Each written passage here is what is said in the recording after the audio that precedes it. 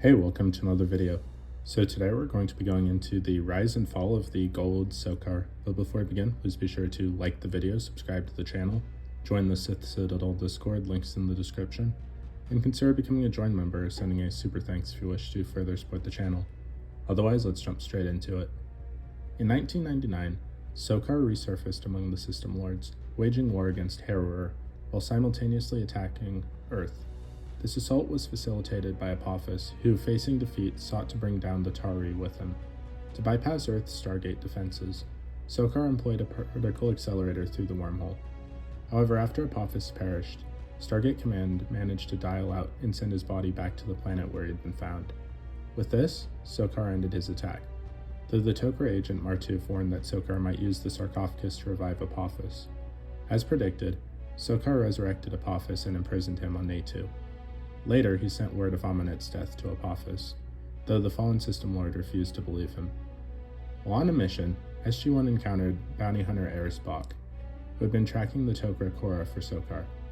Forced to assist in the hunt, SG1 ultimately convinced Bok and the Tok'ra were not like the Goa'uld, leading him to release Korra. Initially, Bok considered offering Teal'c in exchange, but he later deceived SOKAR by claiming technical difficulties before destructing his own Teltac. SG1 later learned that SOKAR captured them. They would have been transferred to P3R779, the planet where the trial of Ra began, rather than to the System Lords. SG1 later confronted an Unos serving SOKAR, who masqueraded as a demon on a medieval world to harvest hosts for his master. The creature was ultimately slain by Simon, while its symbiote was killed by Colonel Jack O'Neill. To prevent SOKAR from exacting revenge, the villagers buried the Stargate, with Major Samantha Carter reasoning that the planet was too remote for SOKAR to reach by ship. Within a year of his return, SOKAR had amassed an overwhelming force and prepared to launch a decisive strike against 6 key System Lords, aiming to dominate the galaxy. The Tok'ra, seeking intelligence, set Jacob Carter to infiltrate SOKAR's ranks. However, Jacob discovered SOKAR's army was 10 times larger than expected, and that an attack was imminent within 2 weeks. Before he could relay this information, he was captured and imprisoned on Natu. The Tok'ra, realizing the threat SOKAR posed, enlisted SG1's help to rescue Jacob and uncover his findings. Their mission was aided by Major Carter's past as the host of Jolinar of Mokshur, the only person known to have escaped Natu.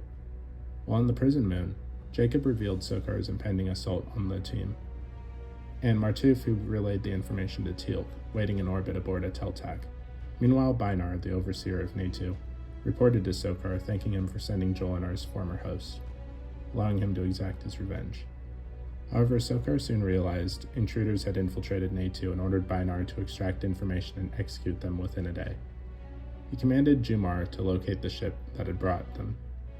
Teal'c's escape in the Teltac alerted SOKAR, prompting him to accelerate his attack plans, cutting the timeline from several days to just 2.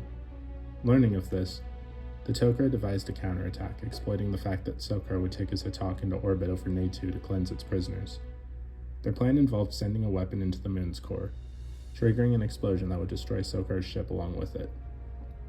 As predicted, SOKAR brought his attack into Natu's orbit and demanded an update from Bainar, only to be contacted instead by Apophis, who had killed Bainar and taken control of the prison. Apophis offered intelligence extracted from SG1 and Martuf in exchange for control of Natu. However, this was a ploy to get close enough to assassinate SOKAR. SOKAR, believing he had the upper hand, agreed and allowed Apophis aboard via the transport rings. As he gloated over his imminent victory, the Tok'ra agent Aldwin launched the destabilizing weapon into Natu's core. During his audience with SOKAR, Apophis revealed false information about the Tok'ra's location. But SOKAR, having recently conquered the planet mentioned, saw through the deception and ordered Apophis tortured to death. As SOKAR reveled in his rival's suffering, Jumar reported that Natu was destabilizing and on the edge of destruction. Seizing the opportunity, Apophis killed the Jaffa guards and attempted to assassinate SOKAR from the staff weapon. However, SOKAR activated his personal shield, blocking the blast. Apophis fled as Natu erupted, destroying SOKAR's ship and killing him. But what did you guys think of the rise and fall of SOKAR? Please let me know in the comments down below. If you haven't already, please be sure to like the video, subscribe to the channel, join the Sith Citadel Discord, links in the description, and consider becoming a join member or sending a super thanks if you wish to further support the channel. Otherwise, I'll see you in the next video.